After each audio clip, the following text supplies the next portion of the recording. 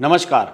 दिल्ली से एक और बहुत बड़ी खबर आ रही है और ये बहुत बड़ी खबर इस लिहाज से नहीं है कि इससे कोई जनता का बहुत बड़ा समाधान होने वाला है, जन समस्याओं का निराकरण होने वाला है, लेकिन ये एक राजनीतिक भ्रष्टाचार से जुड़ी हुई खबर है।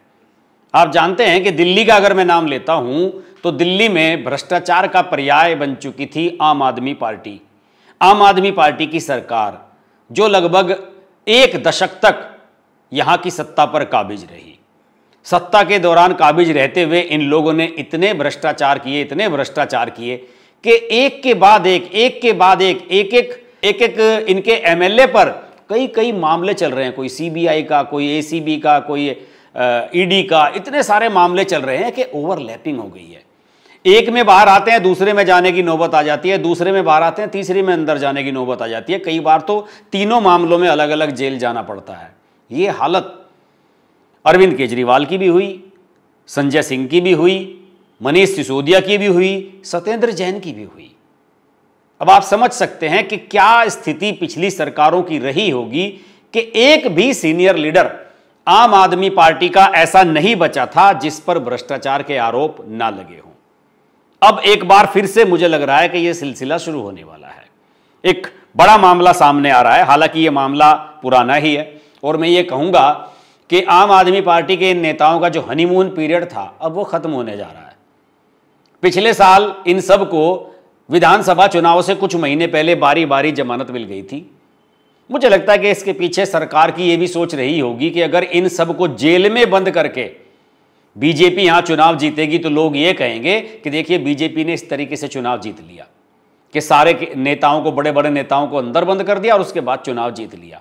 तो मुझे लगता है कि इसके पीछे थोड़ी सी केंद्र सरकार की स्ट्रेटेजी भी थी, एजेंसियों की थोड़ी सी ढिलाई भी थी और इसी वजह से इन सब की जमानतें भी हो गई थी। इसके बावजूद बीजेपी ने चुनाव जीता। अरविंद केजरीवाल अपना चुनाव हारे, सौरभ भारद्वाज हारे, मनीष सिसोदिया हारे, सत्येंद्र जैन हारे, सभी इनके जो सीनियर लीडर्स हैं सब लोग अपना चुनाव हार गए थे। तो अब इनका हनीमून पीरियड खत्म होने जा रहा है। एक नया मामला खुल गया है जिसकी शुरुआत अभी कुछ समय पहले ही हुई थी। 2000 करोड़ रुपए का यह घोटाला है। 12,748 12,748 क्लासरूम्स और बिल्डिंग्स स्कूलों में बनाए गए थे, जिसकी जांच सीवीसी ने की थी, जिसे कहते हैं केंद्रीय सतर्कता आयोग। इसने इसकी जांच की और इसमें पाया गया कि सब इतना ज्यादा भ्रष्टाचार किया गया है कि बस पूछिए मत। सीवीसी की टीम ने इस जांच में यह पाया कि जो रूम्स बनाए जाने थे, आपको पता होगा कि मनीष सिसोदिया शिक्षा मंत्री थे, इन्होंने बड़ा तमाशा किया था कि हम वर्ल्ड क्लास स्कूल बनाने जा रहे हैं, जैसे वर्ल्ड क्लास हॉस्पिटल बनाए थे। एक भी स्कूल नया नहीं बना पाए, बनाया भी है तो कोई शुरू नहीं कर पाए। ज्यादातर हुआ यह कि पुराने स्कूलों में ही 10, 20, 15 कमरों की नई बिल्डिंग बनाई और उसको नया स्कूल कहकर तमाशा इन्होंने शुरू कर दिया। ध्रुव राठी जैसे लोगों को बुलाकर वीडियो बनवाए गए कि देखिए शिक्षा के क्षेत्र में ये क्या क्रांति कर रहे हैं। यही आतिशी सारा काम यही देखती थी जो सीएम बनी बाद में दिल्ली की। तो ये क्लासरूम जो बनाए गए, ये बनाए जाने थे एसपीएस इंफ्रास्ट्रक्चर के तहत, यानी कि सेमी परमानेंट स्ट्रक्चर, जिसकी उम्र ईंट और सीमेंट वाली होती है, जिसकी उम्र 30 साल के आसपास मानी जाती है।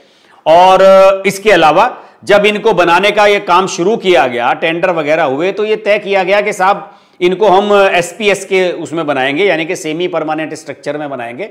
लेकिन जब बाद में इनकी पेमेंट की गई तो इनकी पेमेंट आरसीसी, यानी कि जो पक्के कंक्रीट वाले और लोहे वाले जो बिल्डिंग्स बनती हैं, उनकी पेमेंट की गई और आरसीसी की लागत 2044 से 2416 रुपए प्रति वर्ग फीट थी, जबकि एसपीएस की जो लागत है वो 1400-1500 रुपए के आसपास होनी चाहिए थी।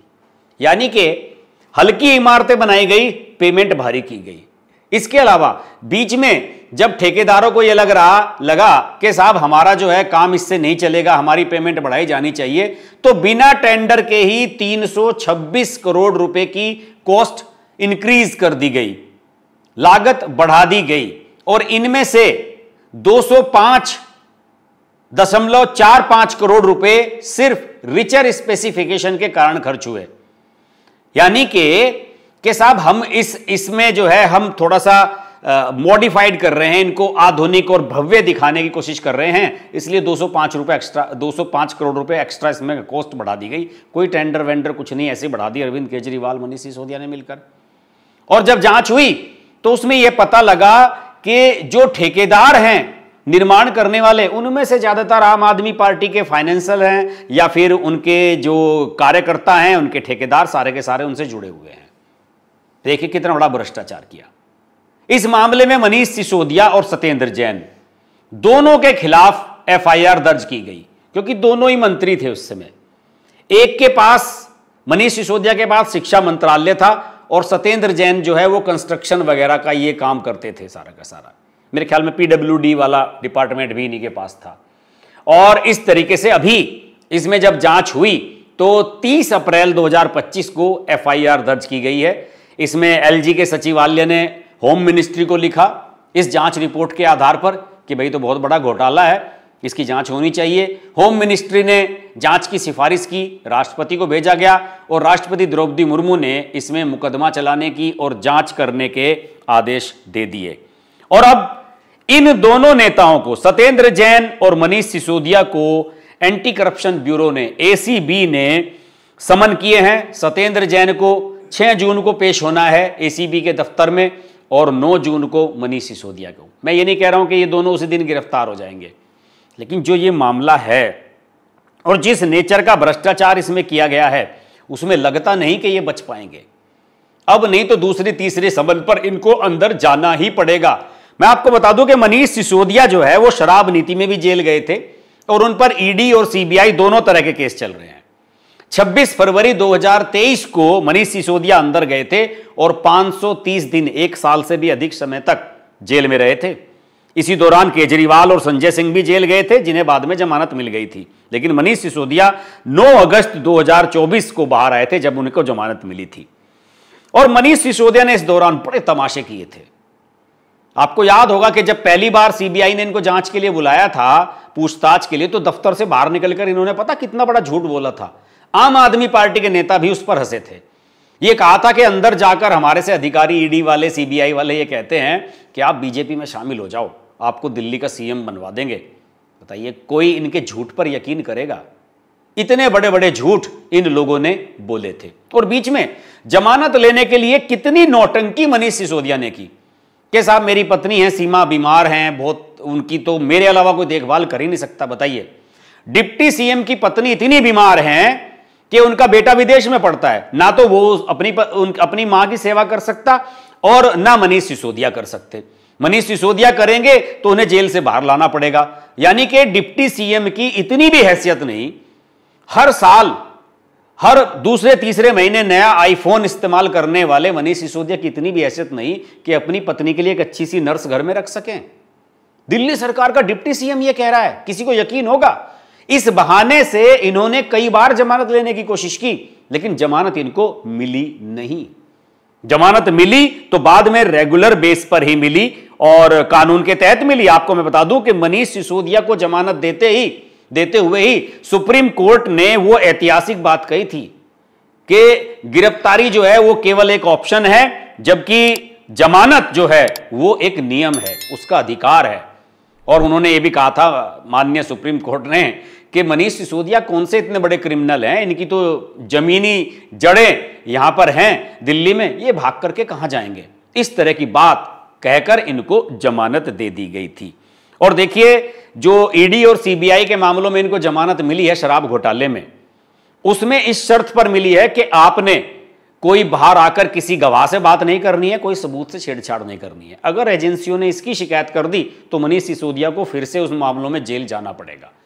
जहां तक सत्येंद्र जैन की बात है, वो इतिहास रचकर आए थे जेल से। सबसे लंबे समय तक जेल में रहने वाले आम आदमी पार्टी के नेता बने थे वो। मेरे ख्याल में 872 या 873 दिन तक जेल में रहकर आए थे। 30 मई 2022 को गिरफ्तारी हुई थी उनकी और उनको 18 अक्टूबर 2024 को रिहा किया गया था, जमानत मिली थी। और बीच में मेडिकल ग्राउंड पर मेरे ख्याल में इन्होंने कुछ अपनी बाईपास सर्जरी या कुछ छल्ले वल्ले डलवाए थे, स्टंट वगैरह डलवाए थे, उसके लिए बीच में जरूर आए थे। और इनका भी बड़ा तमाशा चला था। जब ये तिहाड़ जेल में रहे तो इनकी मसाज कराने वाली वीडियो खूब वायरल हुई थी। वहां पे इन्होंने मसाज के लिए चेले चपाटे रख लिए थे। इसके अलावा बहुत सारी चीजें ऐसी हुई सत्येंद्र जैन की। साहब के सत्येंद्र, कोरोना हो गया था इनको, जब सेकंड वेव चल रही थी, कोरोना हो गया तो अपने वर्ल्ड क्लास हॉस्पिटल में नहीं गए ये इलाज कराने के लिए। इन्होंने प्लाज्मा वगैरह उसमें चढ़वाया था और उसके लिए कहां गए थे? मैक्स हॉस्पिटल में जो साकेत में स्थित है। ये है इनका असली रूप। और ये सबसे बड़े खजांची हैं अरविंद केजरीवाल के। और अरविंद केजरीवाल ने इनकी जमानत के लिए सबसे कम प्रयास किए। इनके ऊपर आरोप बताता हूं क्या है। इनके ऊपर बड़ा मामूली सा आरोप है, मामूली तो नहीं, हमारे आपके हिसाब से तो बहुत बड़ा आरोप है, लेकिन जितने बड़े बड़े हजार हजार करोड़ के भ्रष्टाचार ये नेता लोग करते हैं उसके लिहाज से 16 करोड़ 39 लाख का जो मनी लॉन्ड्रिंग का मामला है, ये ज्यादा बड़ा मामला नहीं बनता। और मनी लॉन्ड्रिंग के मामलों में सजा होने का एवरेज बहुत कम है इस देश में। तो उस मनी लॉन्ड्रिंग के मामले में 872 दिन तक ये जेल में रहे थे।